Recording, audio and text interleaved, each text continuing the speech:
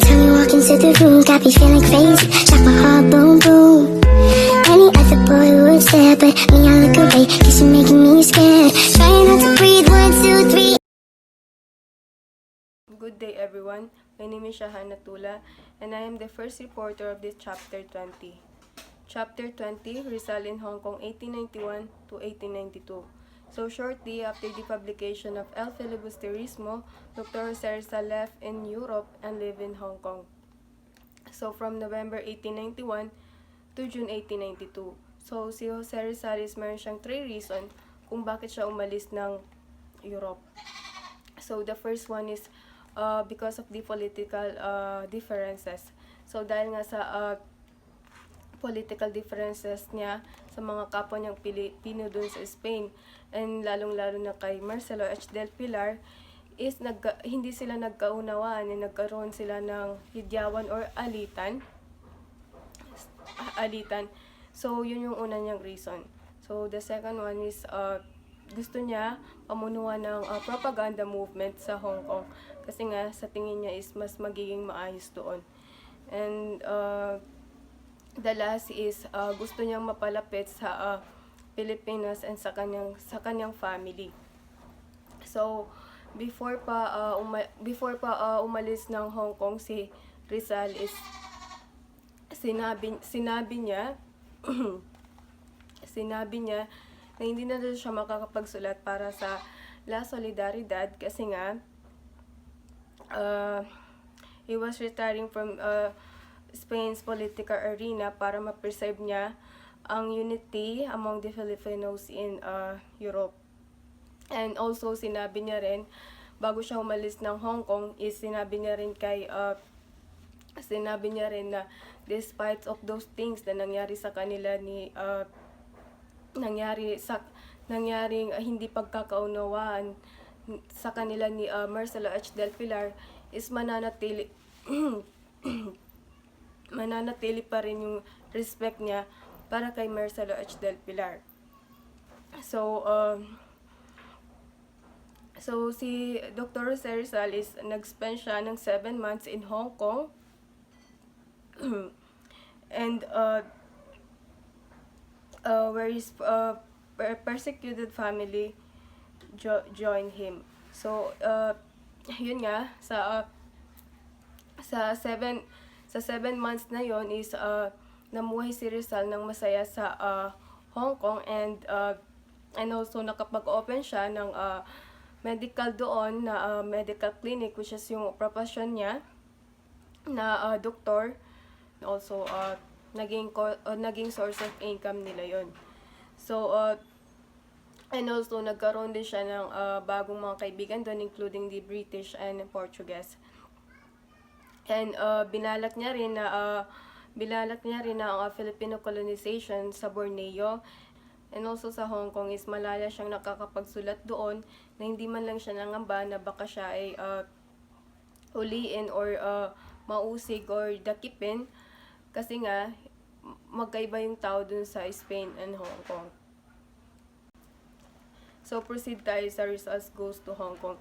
So on October 18, 1891 is after ng maikling panahon ni Dr. Jose Rizal sa pamamalagi niya sa Paris from Ghent, is umalis si Rizal sa Marseilles papuntang Hong Kong. So sa pag-alis niya na yon ay kanyang sinakyan ng SS Melbourne. So ang SS Melbourne is isa itong barkong pangdagat ng British na steamer line mula sa Marseilles, France patungong Hong Kong. So sa pag-alis ni Dr. Jose Rizal sa Marseilles patungong Hong Kong is merong dalang letter si Dr. Jose Rizal na sulat ni Juan Luna, which is the letter of introduction. So isang liham na pagpapakilala para kay Manuel Camus, isang kababayang naninirahan sa Singapore. So on October 22, 1891 is sumulat siya kay Blumentritt.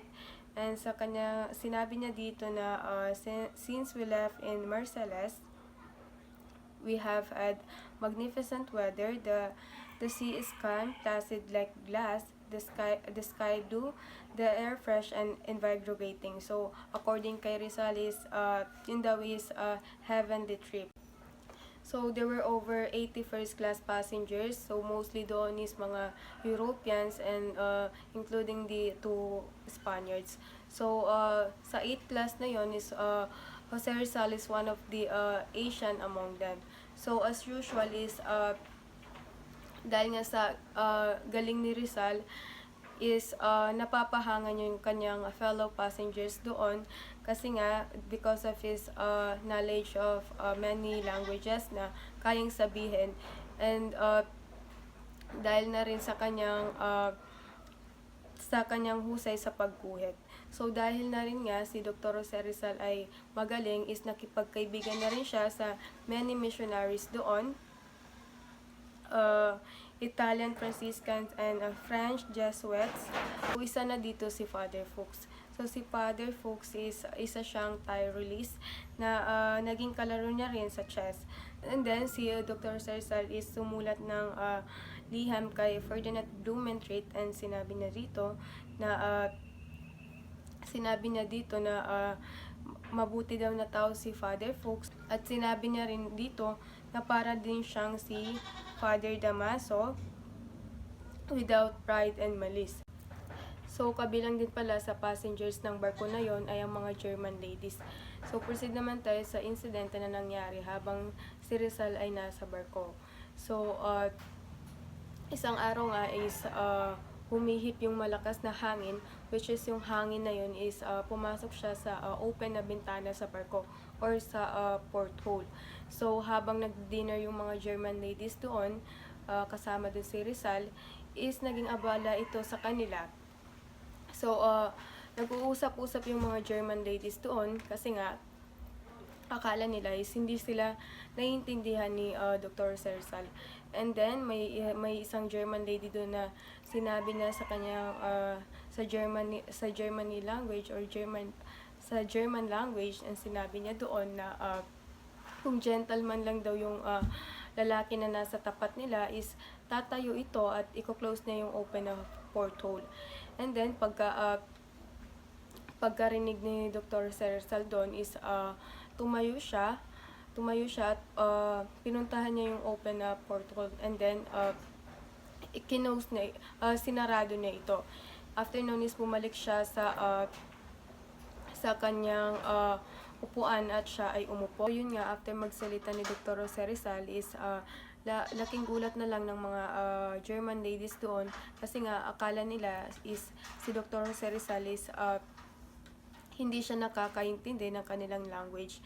And since that day is hinangaan at ginalang nila si Dr. Jose Rizal sapagkat napatunayan nila ang isang kayumanging Asyano ay maaari ding palang maging matalino, marunong at kagalang-galang na Ginoo. So sa sitwasyon na yon is pinakita ni Dr. Jose Rizal ang kanyang disiplina at dignidad, and also pinakita niya rin ang kanyang pagiging mahinaon kasi nga kahit na pinag-uusapan na siya ng mga German ladies doon is mas pinili niya maging kalmado at mahinahon. So, proceed naman tayo sa early days in Hong Kong. So, ito na yung mga unang araw ni Dr. Jose Rizal sa Hong Kong. So, on November 20, 1891 is dumating si Jose Rizal sa Hong Kong, which is mainit siyang sinalubong ng kanyang mga kapwa Pilipino doon, and lalong-lalo na yung kaibigan niya, na matalik na kaibigan niya na si Jose Maria Basa. So, sa Hong Kong is nanirahan si Dr. Jose Rizal sa number 5, The Angular Street, number 2, Renaxela Terrace. So, doon din siya nag-open ng kanyang medical clinic. December 1, 1891 is nagsulat ng letter si Dr. Jose Rizal para sa kanyang magulang. Kasi nga, humingi siya ng permission kasi si Dr. Jose Rizal is gusto niya nang bumalik ng Pilipinas. So, at the same day is nakatanggap si Dr. Jose Rizal ng liham galing sa kanyang brother-in-law na si Manuel T. Hidalgo. So, si Manuel T. Hidalgo is nagbalita ng malungkot na pangyayari na sinabi niya sa liham na ito na 25 tao ang napatapon mula sa Calamba. So, kabilang ang tatay ni Dr. Jose Rizal, si Neneng, si Sisa, si Lucia, Pasiano at iba pa. So, kabilang din sa liham ni Manuel T. Hidalgo na yun is naghahanda daw siya ng letter para sa para sa Queen Regent of the Spain. Kasi nga, para daw mapaliwanag niya ang sitwasyon sa Calamba at gusto niyang humingi ng katarungan or ustisya. So, si Dr. Cerezal is gusto niyang mabigyan ng katarungan or hustisya yung nangyari sa Calamba kasi nga, mostly is yung mga sangkot doon is pamilya niya and mga kaanak niya. So, malalapit lahat sa kanya yon. And sinabi niya pa dito na kung hindi daw makikinig si Queen Regent of Spain is magsusulat din daw siya ng letter para kay Victoria, England para humingi ng proteksyon sa ngalan ng sangkatauhan. So, ang liham ni Hidalgo ay malino na nagpakita ng dalamhati at kalungkutan ng pamilya ni Rizal. So, si Dr. Cerezal is lubhang nalungkot sa balitang kanyang natanggap sa kanyang brother-in-law na si Manuel T. Hidalgo. So, kahit pa malapit siya sa Maynila is hindi niya nagawa, hindi niya natulungan ng kanyang pamilya at kamag-anak kahit pag-aano niya ito kagusto. So, bago sumapit ang Pasko, natuwa siya sa pagdating ng kanyang ama, kapatid at bayaw na si Silvestre Olvado sa Hong Kong. Hindi nagtagal, dumating ang kanyang ina at mga kapatid na si Lucia, Josepa at Trinidad. So, ang kanyang nanay noon is 65 years old siya na halos bulag na. Labis siya nagdusa sa kalupitan at kawalang katarungan ng mga Espanyol. So, noong nakarang taon is siya ay inaresto dahil lamang sa mababaw na reason. Kasi nga, hindi niya ginamit yung kanyang apelyado na Riolanda. Sa kabila ng katandaan at pagkabulag, muli siyang pinilit ng maglakbay sa lupa patungong Santa Cruz.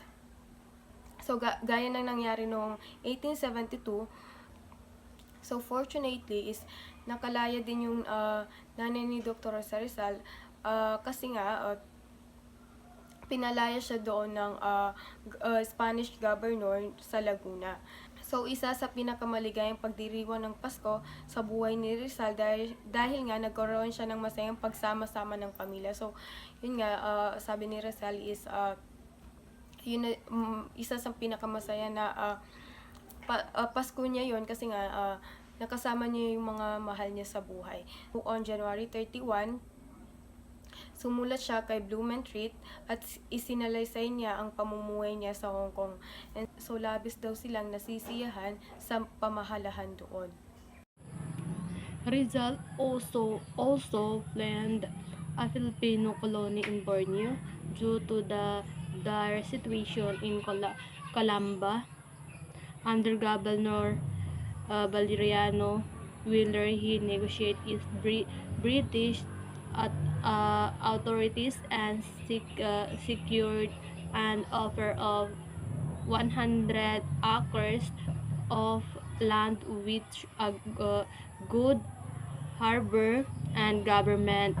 For 999 years, his friends in Europe support his project, and Lopez Giana expressing interest in joining. However, his brother-in-law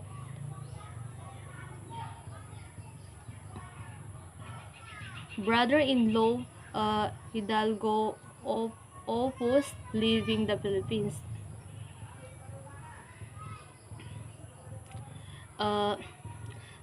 Dahil sa pagdurusa ng mga tao sa Calamba sa ilalim ni Gobernador Valeriano Wheeler, nagplano si Rizal na pagtatag sa isang kolonya ng Pilipino sa Borneo. Matagumpay siyang nakipag-ayos sa mga authorities sa Britanya para sa lupa at mga karapatan sa pamamahala na tumatanggap na pan-endorso mula sa kanyang mga kaibigan sa Europa. Ngayon pa man, ang kanyang bayaw ay laban sa idea na pag-aalis sa kanilang tinubuang bayan. So sa simula na nakita ni Rizal ang pag-asa sa bagong gobernador na si Gobernador General na si Eulogio Despojul na pagkikita sa isang programa para sa mas mahusay na pamalahan. Dahil dito, naisip ni Rizal na maaari magkaroon ng mga reforma sa Pilipinas. Good morning everyone. My name is Nasray Hussain. Our topic to chapter 20 and second reporter. So, in Hong Kong, 1891 to 1892, Rizal became a successful ophthalmic surgeon, aided by his friend Dr. Lorenzo P. Marquez. He treated many patients, including his mother, and also worked as a general practitioner. Friends in Europe such as Edward Bautista Lin provide support for his practice. So, pangkalahatang ito ay naglarawan ng gawain ni Rizal, gawain at plano ni Rizal. Jose Rizal noong siya ay naninirahan sa Hong Kong noong 1891 to 1892. Tinatag ni Rizal ang kanyang sarili bilang isang respetadong sirahuno sa mata, na kung saan tinutulungan siya ng kanyang kaibigan na si Dr. Lorenzo P. Marquez sa pagbuo ng kanyang kliyente. Matagumpay niya inoperahan ang mata ng kanyang ina at nagsasanay din bilang isang pangkalahatang doktor na nag-aalaga sa iba't ibang grupo ng mga pasyente.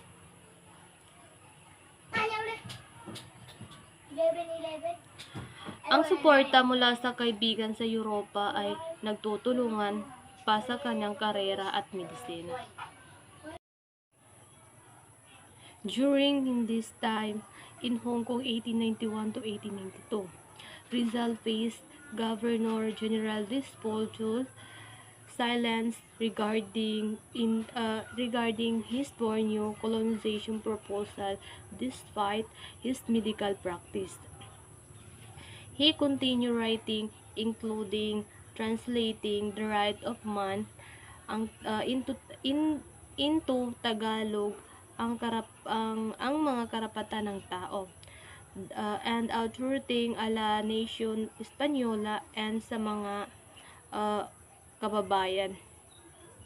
To address injustice in Calamba, he contributed to the Hong Kong Telegraph until it was banned.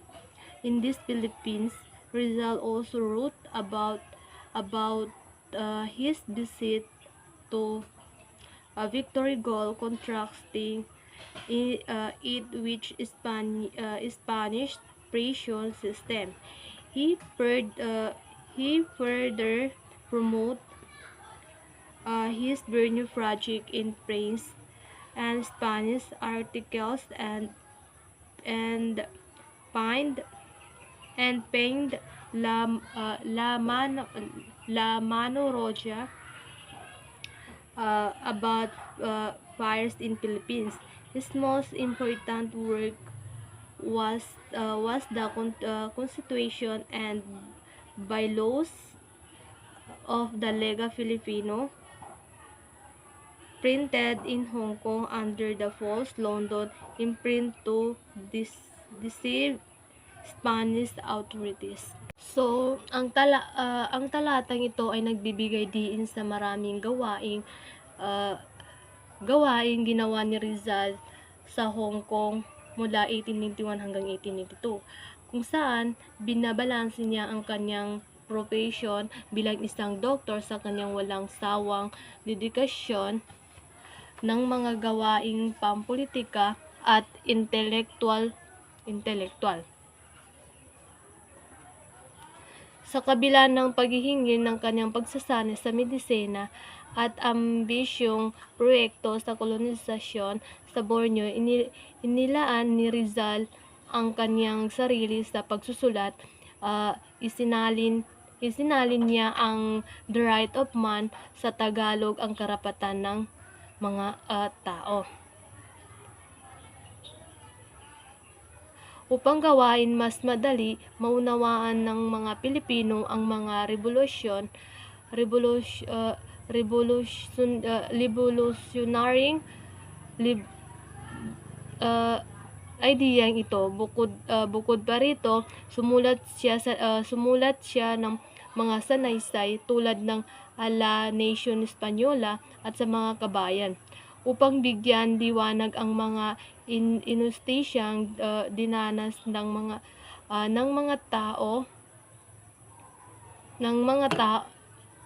tao ng Kalamba, at upang itaguyod ang mga reforma ng kanyang mga ambag sa Hong Kong Telegraph. Isang pahayag British ay nagpapahintulot sa kanya na ipinaganap pa ang kanyang mga ideya hanggang sa ipagbabawal ang autoridad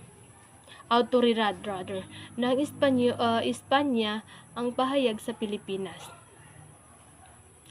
Binalak ni Rizal na magtatag ng isang kolonya sa Pilipino sa Borneo na naglalayong ibigay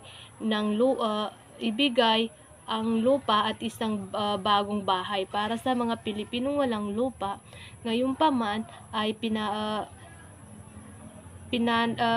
pananahimik ni Gobernador General Despojul at ang kalaunan ay hindi nag-aproba sa proyekto na ay nagpakita ng kawalan ng suporta ng pamahalaang kolonya ng Espanya para sa mga ganitong inisyatiba. Sa kabila ng pag-urong ng ito, ipatuloy na isinulong ni Rizal ang kanyang pananaw sa pamamagitan ng mga artikulo sa Prensa at Española na naghahangad na malasakit ng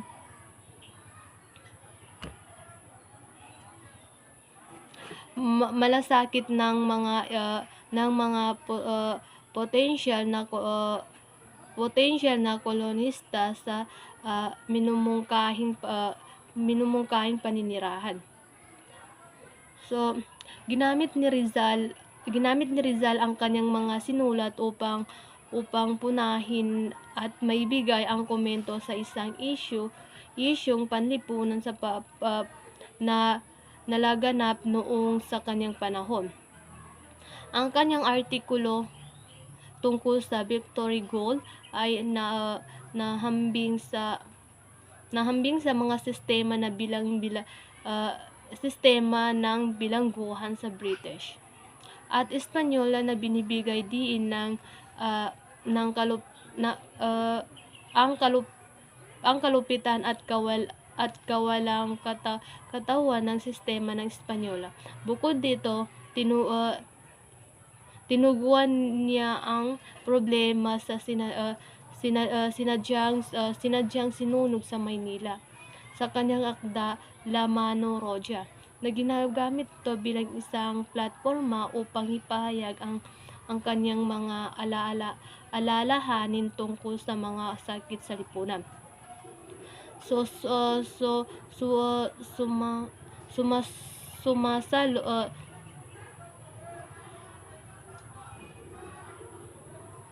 Sumasalot sa lungsod sa Lega Pilipina at ang constitution nito ay pinapahalagan tagumpay ang kanyang pananatili sa Hong Kong. Ay nagpatatag ang Lega Pilipina, isang organisasyon na naglalayong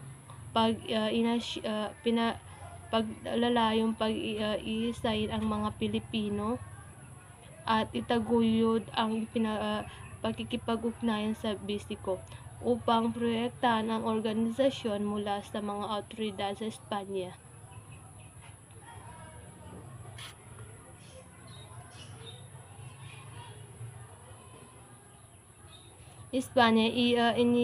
Inilimbag ni Rizal ang konstitusyon sa batas ng Lega Pilipina sa Hong Kong na may maling tatag na nagpapahiwatig na inilimbag ang mga ito sa London. Ang gawain nito ay panliliyang ay nagpapakita ng estrahitikong diskarte ni Rizal sa pagsusulong sa kanyang mga layunin pampulitika habang pinoproyektahan ang mga organisasyon mula sa potensyal na panunupil sa pamahalaan ng kolonya.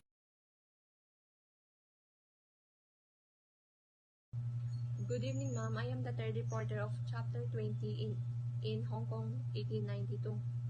So, sa topic ko tungkol sa buhay ni Rizal at yung trabaho niya na pagsusulat. At pag-uusapan natin yung dahilan ng pagbabalik niya sa Maynila kasama yung kanyang kapatid nung nasa Hong Kong pa siya. At yung bago siya mamatay, may sinulat siya na letter or lihim at kung saan niya to ibinilin. So, the first is decision to return to Manila.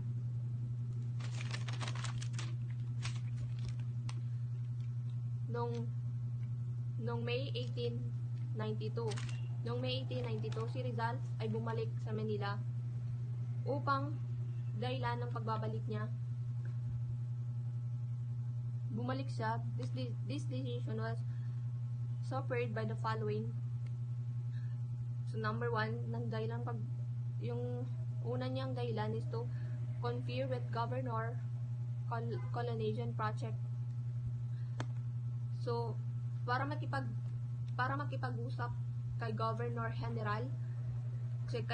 General Dispolchol upang talakay ng kanyang proyekto or project. At yung number 2 na dahilan is to establish the La Liga Filipina in Manila para upang maitatag ang civic league o liga para sa magkakaisang bawat Pilipino. Yung pangalawa naman na dahilan is to prove that Eduardo de Leyte was wrong in attacking in him Madrid, that the Rizal being comfortable with self Hong Kong and had abandoned the country cause. Yung pangatlo is para patunayan na mali ang mga kritiko upang kontrahin ng mga akusasyon yung ginakusa sa kanya na tinalikuran niya daw ang layunin ng bansa, which is hindi yun ang true. So, let's attack, which was printed in La Solidaridad on April 15. So, next topic is Rizal wrote 2 letters which he shelled on each envelope to be opened after his death. So, si Rizal, bago siya namatay, may sinulat siya na lihim na nilagay niya sa folder na nakalagay doon to be opened after his death. Buksan lang daw to pag nawala niya siya. And give them to his friend Dr. Marquez for safekeeping. At binigay niya ito kay Dr. Marquez, which is si Dr. Marquez is isang matalik na kaibigan ni Rizal na pinapagkatiwalaan niya. So, yung sa letter na yon, the first letter addressed to my parents and Britain friends. So, the second na letter para sa the second letter addressed to the Filipinos para sa mga kababayan niyang Pilipino. So ang mga huling lihim ni Jose Rizal mula sa Hong Kong ay isang matinding pagpapakita ng kanyang pagmamahal sa kanyang bayan at handa niyang ialay ang kanyang buhay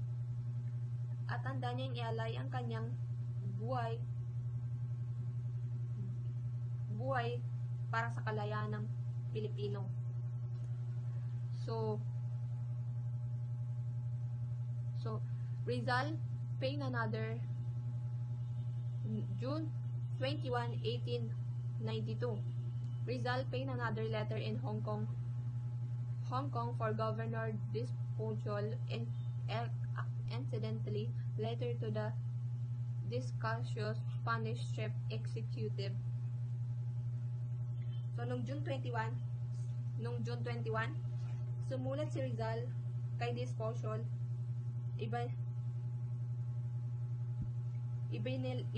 ibinalita ang kanyang pagdating sa Manila at humingi ng proteksyon.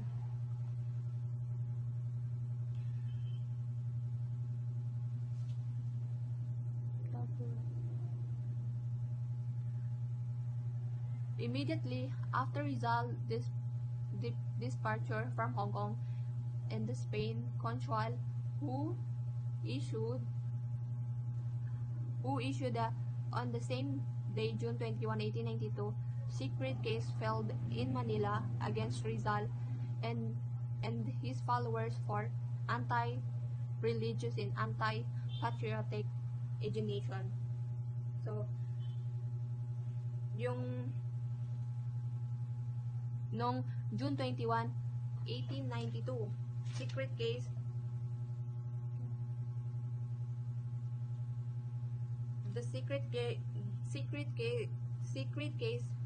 filed kay Rizal. Isang lihim na kaso ang isinampa laban kay Rizal at sa kanyang mga taga-sunod sa Maynila para sa anti-religious at anti-patriotic agitation.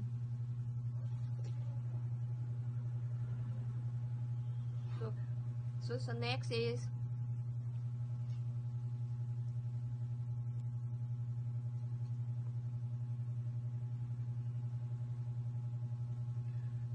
at yung falls into Spanish trap.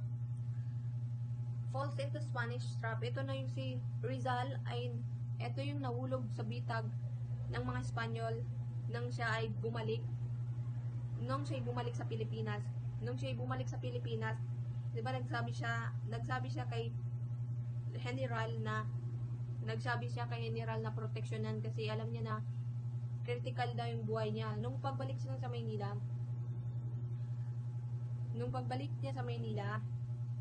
Jose Rizal nahulog siya sa bitag ng mga Espanyol nung siya bumalik sa Pilipinas noong 1892 sa kabila ng kamatayan sa mga potential na panganib. And Luis de la Torre, Secretary of Despujol, confirmed to find out Rizal was naturalized as a German citizen. Si Luis de la Torre ay sekretary ni General Despujol. Ang pagsisiyas gi-orderan nito para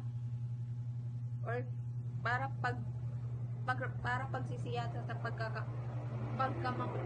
pagkamamayan ni Rizal ang maaring babala ng pagnanais ng pamahalaang Espanyol na tukuyin ng legal na katayuan ni Rizal or magtipo ng ebidensya upang suporta ng mga paratang laban sa kanya na posibleng pinaghihinalang pagtatalsik. So, sinabihan ni Secretary Despujol si Luis de la Torre para makita ng ebidensya which is si Rizal.